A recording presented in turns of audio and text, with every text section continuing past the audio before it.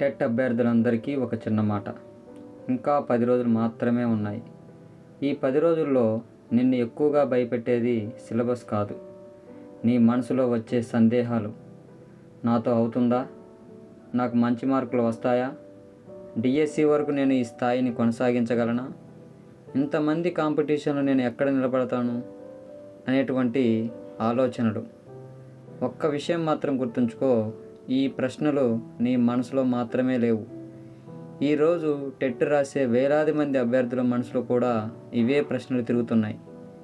కానీ ఉద్యోగం సాధించిన వాళ్ళను మన నుంచి వేరు చేసింది వాళ్ళ టాలెంట్ మాత్రమే కాదు, వాళ్ళు భయాన్ని నమ్మలేదు, తమ ప్రయత్నాన్ని మాత్రమే నమ్మారు. కాబట్టి ఈ చివరి 10 రోజులు కొత్త టాపిక్స్ వెంబడి పరిగెత్తే రోజులు కావు. ఇన్ని నెలలు నువ్వు చేసిన కష్టాన్ని నమ్ముకునేటువంటి రోజులు. ఒక్క రివిజన్, ఒక్క మాక్ టెస్ట్, ఒక్క గంట ఏకాగ్రత, ఇవి నీ కాన్ఫిడెన్స్ని నెమ్మదిగా పెంచుతాయి.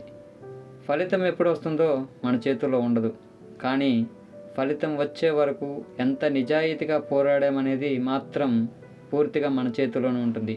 అందుకే ఈ 10 రోజులు భయాన్ని కాదు, నీ ప్రయత్నాన్ని పెంచు. ఎందుకంటే పరీక్ష హాల్లో ప్రశాంతంగా కూర్చోగలిగేది చివరి వరకు తన వంతు ప్రయత్నం చేసిన వ్యక్తే. ఈ టెట్ నీ గమ్యం కాదు, నీ టీచర్ జీవితానికి ఇది మొదటి మెట్టు. All the best future teachers. మన విజయం ఈ చివరి 10 రోజుల్లో చేసే క్రమశిక్షణ మీద ఆధారపడి ఉంటుంది.